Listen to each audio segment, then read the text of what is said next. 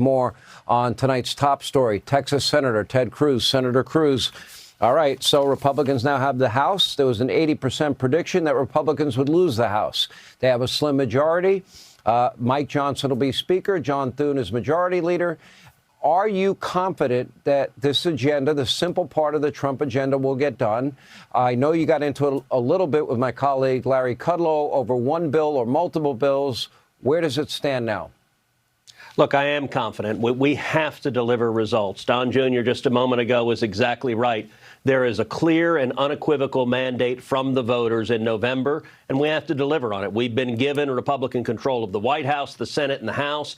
We can't waste it. Now, if you look at the different elements of the Trump agenda, front and center is securing the border. I am confident we will secure the border beginning on January 20th. Joe Biden broke the border through unilateral executive action, and on January 20th, catch and release is going to end. And Sean, mark my words, we will see in January and February of this year the illegal immigration numbers plummet. We're also going to see Congress. We are going to pass major legislation supporting securing the border, funding the border wall, hiring more Border Patrol agents, investing in assets like fixed wing and rotary wing aircraft and drones and infrared. We are going to provide the statutory backup for Trump's leadership. We will secure the border. When it comes to inflation, there's a clear mandate from the voters on inflation to turn it around. A big part of the cause of inflation has been Joe Biden and the Democrats' war on energy and Texas oil and gas. That is going to end on January 20th, and I believe Congress is also going to pass legislation enhancing energy production in the United States, which will lower costs not just at the gas tank, but also in the grocery store, in the department store. Everything you buy, energy is a major driver of cost. We'll deliver on that. There's also a mandate to end the politicization of the Department of Justice and the FBI. I am confident we will get that done. I believe every one of Trump's cabinet nominees will be confirmed by the Senate. That is critically important. And there's a mandate to end the wars, to defeat our enemies and stand with our friends. And I'm going to make a prediction. I think there is a very real possibility that we will see the hostages in Gaza released on or before January 20th. You go back to 1981 when Ronald Reagan was sworn in. Iran released the hostages on January 20th, the day he was sworn in. I think we will see that again either on or before January 20th because Hamas and Hezbollah and Iran, Donald Trump scares the living daylights out of them. The message he gave that all hell will break loose, that was an incredibly important message and one, sadly, Joe Biden and the Democrats are incapable of giving because they don't believe it and they wouldn't follow through on it. What do you make about Vindictive Joe and selling off parts of the border wall and putting a moratorium in place on drilling and fracking?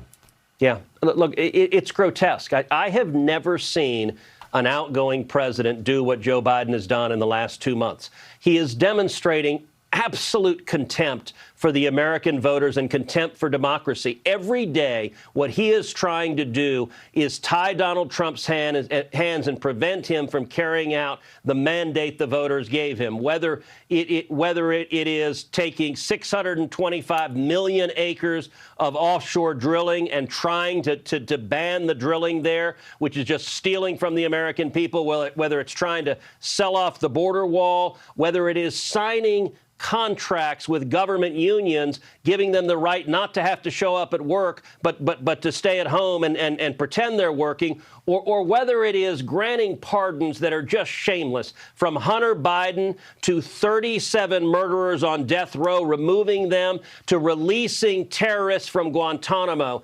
He is demonstrating an arrogance. You know, the Democrats love to strut around like peacocks and say how much they love democracy. This is showing an absolute contempt for democracy. I think it's well said. Can the economy, energy, and borders be done in one reconciliation bill? Can they? Sure. And look, I support whatever gets it done. I think doing it all in one giant bill is going to be tough. And so I think there's a very reasonable debate about what would be more effective. I think if we took up a reconciliation bill quickly and secured the border and did energy and defense, we could unify Republicans and get a quick win. And then we've got to extend the tax cuts. We're going to do that. We're going to make it bigger and bolder. And I also believe Congress will pass my no taxes on tips bill and will put it on President Trump's desk even before reconciliation happens. I don't want the low-hanging fruit, and that means the harder stuff comes later. The longer you wait, the harder it will be. That's my little bit of advice to the people in D.C. Senator, great to see you. When we come back,